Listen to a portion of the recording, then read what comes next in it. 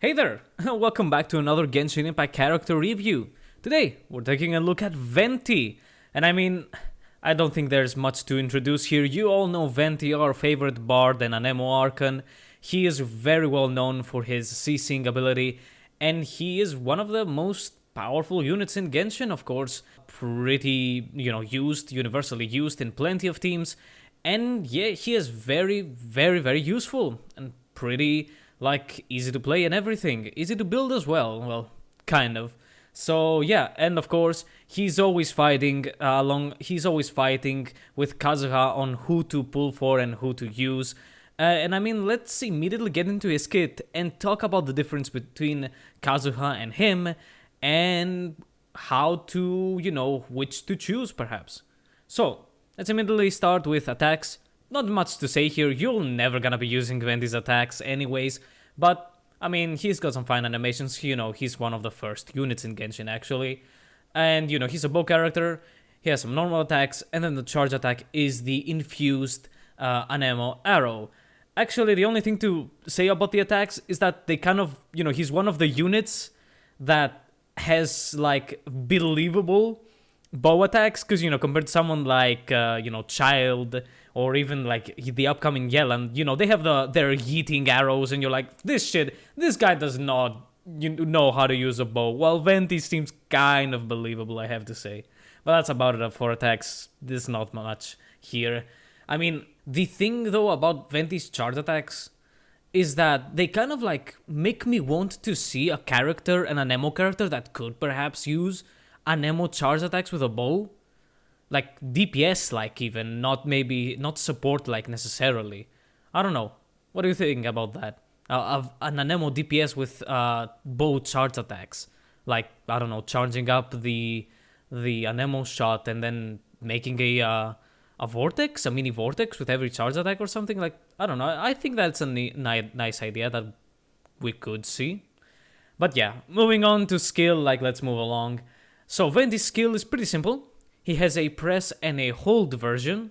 The press version just creates a circle in a fixed distance from Venti if there's no enemy. If there is an enemy, it has a pretty long range and it creates a circle of Anemo below an enemy and then makes an updraft up from the enemy below the enemy, and then that knocks enemies up, deals a good amount of Anemo damage, and of course swirls. It's pretty good.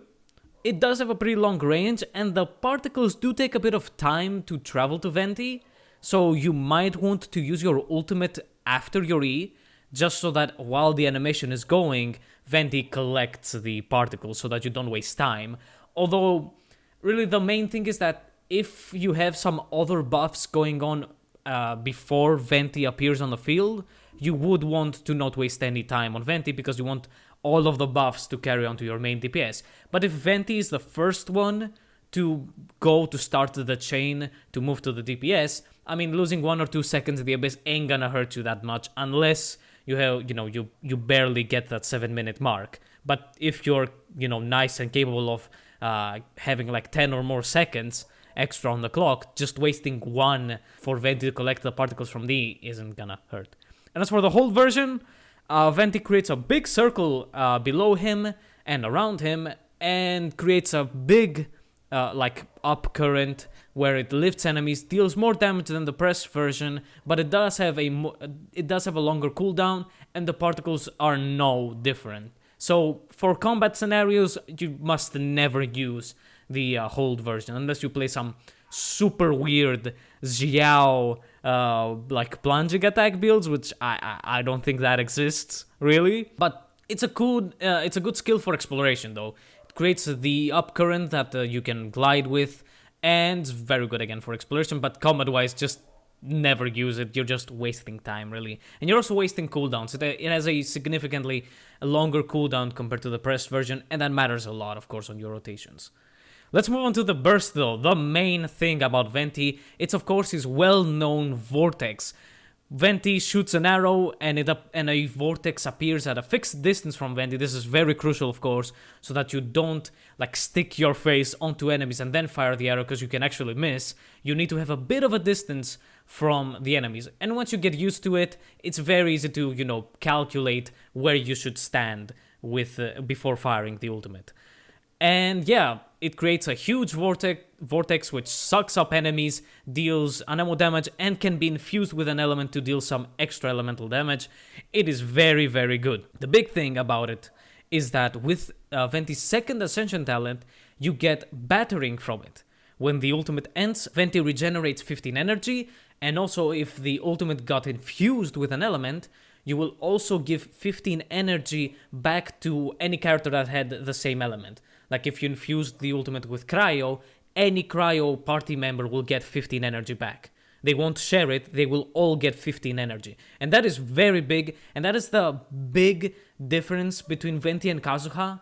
While Kazuha has his elemental damage bonuses, Venti is much easier to battery for himself and for your party members. So if you have party members with big costs like 60 and 80, Venti might be more suitable than Kazuha because Venti will be able to battery those characters. And yeah, that's the big one. And of course, yeah, the ceasing ability is very, very powerful. It lasts for very long, basically has no cooldown.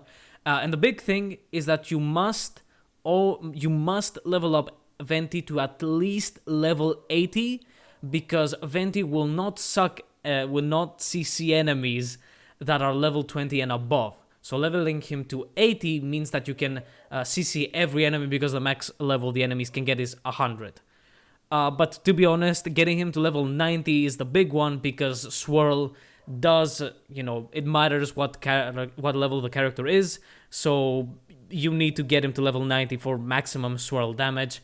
And yeah, but if you, must hold on to leveling him up because, you don't want to go fight the Anemo Hypothesis every day, level 80 is the must. And yeah, I mean, his kit is very simple.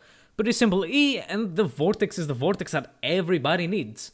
When it comes to constellations, Venti is a perfect C0 unit. He doesn't need any constellations to be more useful.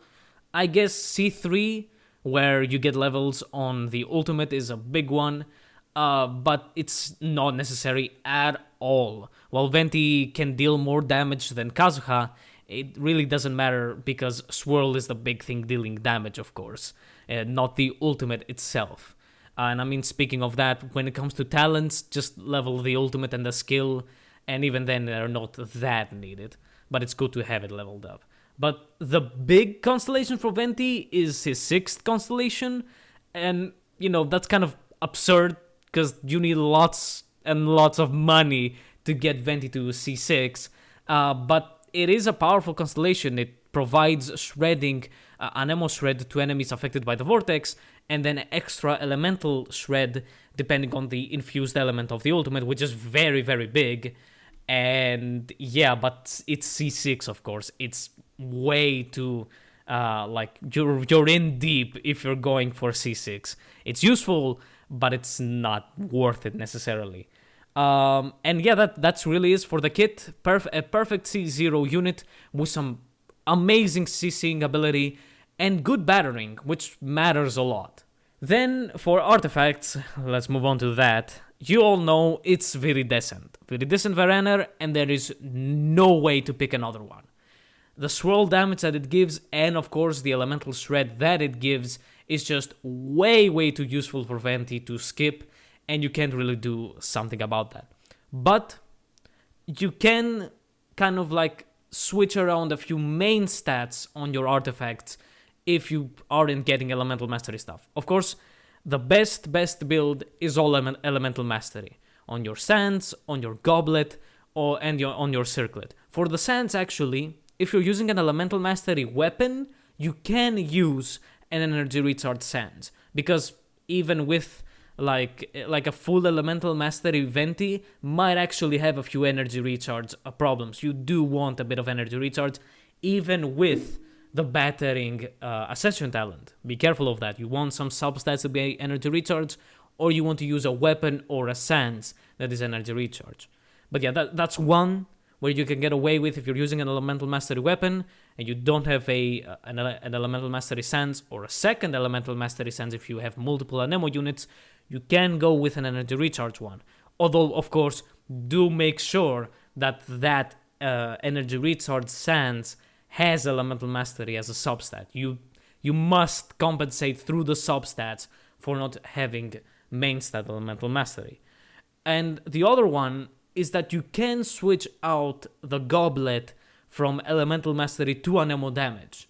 It's not crazy for Venti to be full Elemental Mastery, and Anemo Damage isn't going to hurt your damage at all.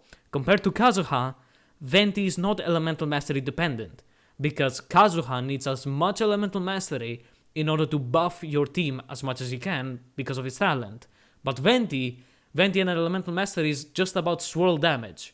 You want Venti to deal a lot of damage through swirl, but giving him an Anemo Damage Goblet isn't gonna hurt. Especially, of course, if that Anemo Damage Goblet has Elemental Mastery, a bit of it in its substat.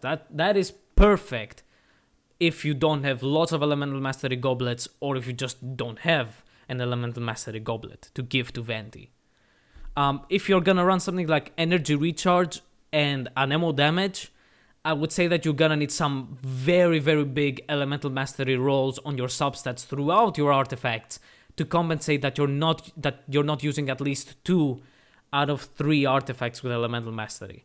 You might lose a lot of damage with Energy Recharge and Anemo Damage on your main stats. But if you have some seriously good god rolls on Elemental Mastery on substats, then you might get away with that. But again, Elemental Mastery on everything is the big one. So yeah, but again, Viridescent is the only thing that you can go for, and honestly, on early farming for Venti, if it means that you can have a 4-piece Viridescent Verener on him, going a standard attack Anemo Damage crit build is perfectly fine. As I said, he's not as reliant on Elemental Mastery as Kazuha.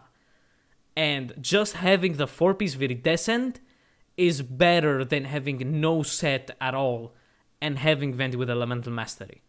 Do focus first on getting the 4-piece effect of Viridescent, and then on giving Venti the Elemental Mastery he needs and the Energy Recharge. That is the priority that you must follow. If it means that if you must use the classic damage build on Venti, but you still get the Viridescent effect, that is perfectly fine. That is perfectly fine. Now let's move on to something like team compositions.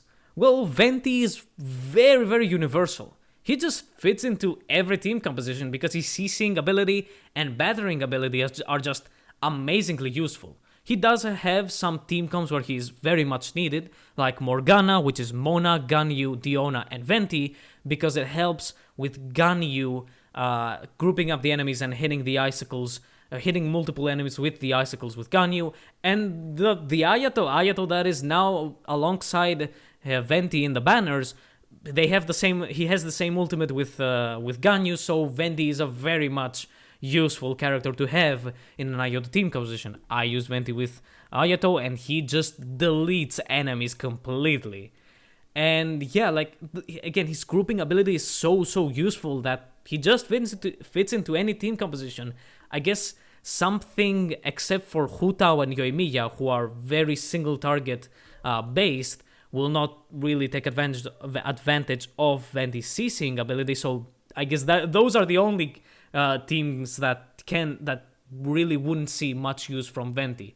But again, he's just useful in general, as long, of course, as the enemies are able to be CC'd. So yeah, always note that if the enemies aren't CCable, Venti's gonna be basically useless. Although even on something like, I've seen the dogs, and the big one, the Lectors and the Heralds, like, they can't be fully CC'd by Venti, but Venti's ultimate at least groups them together, like at least pulls them together, so that's actually pretty good.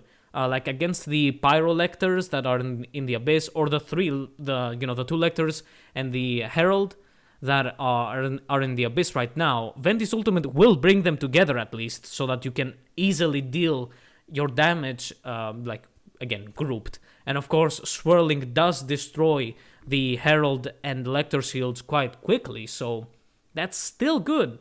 Venti's ultimate will be much more quick on destroying shields compared to Kazuha, because it swirls much more than Kazuha's ultimate. But yeah, he's very universal. He can fit into a lot of teams, and to be honest, he's actually a unit that you can just generally have in the back. especially for something like floor 9, 10, and 11 even, if you just want to breeze through them to get to floor 12 where the real challenge begins, just pop Venti to one of the halves and just get like 5 to 10 second clears on those floors. Because they're low level enemies, and usually in those floors you 100% have enemies that can be CC'd by Venti, and he just deletes them. So you can easily breeze through the early floors to get to the main ones, being maybe 11 and of course mostly 12. Let's move on to weapons though.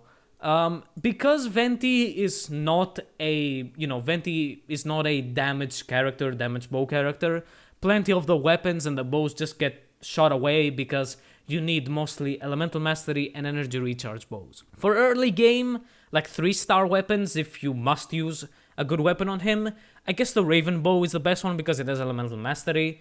It actually has a good passive as well, for early game at least. And I mean, you're gonna get into something like level 20 max. You're not gonna level 3-star weapons that much. But, getting into level 20 is nice. And the Raven Bow does have elemental mastery, which is pretty welcome on Venti. But let's move on to 4 stars, and I'll leave the super best for last. Ahhh Hunter isn't a bad choice. The effect that it has where off-field characters get damage boosts, and when they're on-field they start losing it, is exactly what Venti does. He's off the field, comes in for an E and a Q, and then leaves. So, and with how Venti's ultimate snapshots, you most likely are gonna get the full damage bonus actually from Ahhh Hunter, so it's not half bad if you don't have anything else to use on him. Not the best choice, but not the worst one because of that damage passive, but it doesn't have any sort of elemental mastery or energy recharge, so it might ruin your build a bit. You might have a few energy problems perhaps. The Favonius Warbow is a perfect bow for Venti, lots of energy recharge. The passive is all about generating energy particles, of course, so it is, you don't need any more energy recharge really with a Favonius Bow. Slap an Elemental Mastery Sands, of course, because you have an energy recharge weapon, and it works perfectly. A perfectly good weapon for Venti. You might need a few crit substats, not a crit circlet, just a few crit substats to help with proccing the effect, the crit hits that the Warbow needs, the Favonius Bow needs, so you might need a few crit stats there. Other than that, the Sacrificial Bow, well, you don't need 2 E's with Venti. It still has a bit of energy recharge, so if you don't have a Favonius Bow, you can easily use the Sacrificial Bow just for the energy recharge alone. And I mean, the reset on the skill is fine, but again, the energy recharge is what really matters. So again, if you don't have a Favonius Bow, you can easily use the Sacrificial one. Windbloom Mode. It was a free weapon that was given to players on like 1.5 with the Windbloom event, and it's perfectly made for Venti. It has elemental mastery, so you're gonna be running an energy recharge sands, and then the effect gives you a bit of attack after you use your elemental skill. So of course, be careful to use your skill before your ultimate so that you get the buff. It's perfectly fine. The elemental mastery is what really matters because the attack isn't all that useful for Venti, let's be fair. Other than that, there isn't much. Like Moon's Moon, the Inazuma Gacha bow, it also has burst damage in it, but it doesn't have any sort of energy recharge or elemental mastery, so it kind of falls in the same category as Ahhh Hunter. They're basically the same in usability. There's also another 4-star that is coming along in the next patch that they're also going to be giving out for free. It's called Fading Twilight. It has a damage increase passive, but it is kind of weird and I don't know if it's going to be useful with Venti. But it does give energy recharge, so it might actually be a fine enough free-to-play weapon compared to something like Windbloom Mode. They might be in the same category, actually. But the big one, 4-star weapon is the Stringless, of course. The Stringless, which gives you a lot of elemental mastery and has the amazing effect of increasing your elemental skill and elemental burst damage by a huge amount. Very highly recommended on Venti. Lots of elemental mastery. The burst and skill damage are insane on Venti. And it is, of course, the best 4-star weapon for him. Even on R1, it is very, very useful compared to something like the Favonius bow or the Sacrificial bow. Just, it has elemental mastery, so you can use an energy recharge sense on Venti for energy and needs. But yeah, it is amazing on Venti. Perfectly useful, like a perfect 4-star for him. And let's go to 5 stars. For 5 stars, most of the 5-star bows are, for DPSs, so they kind of get shot out of the window. Really, Skyward Harp, used to be used for Venti because it is kind of his signature weapon, because it is his harp, really. It's fine for stats, crit rate and crit damage stats, but you're still hunting down energy recharge and elemental mastery, so it might end up worse than something like the Stringless, because the Stringless helps with that elemental mastery and energy recharge that you're hunting down. So it's not really the best. It is useful if you don't have a Stringless, but it's not highly recommended. And the other ones, Amos's Bow, Thundering Pulse, and Polar Star, are not for Venti. Of course, the big one is Elegy for the End, and it is a perfectly good weapon for Venti. It might actually, let's say, lag behind the Stringless in terms of Venti's personal damage, but when it comes to team damage, of course, it is much better than the Stringless because of its effect. It has energy recharge, and it has a good amount of energy recharge for the substat, so you want to be running Elemental Mastery Sands. And then the effect, it passively gives you a bit of Elemental Mastery, so that's really awesome, which helps a bit with building Venti. You can easily use an Anemo damage Goblet, because you gain a bit of Elemental Mastery from Elegy for the End.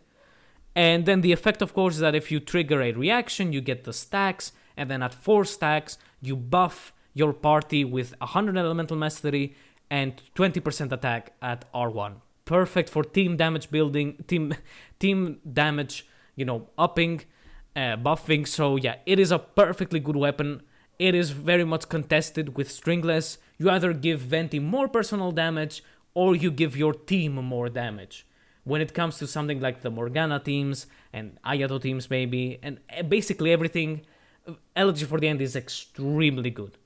I mean, if you're fighting over Stringless or Elegy for the End, look at what artifacts you've got. Do you have an Elemental Mastery Sands, and an Anemo Damage Goblet, and an Elemental Mastery Circlet? Well, go for Elegy for the End, because it has energy recharge and a bit of Elemental Mastery on the effect.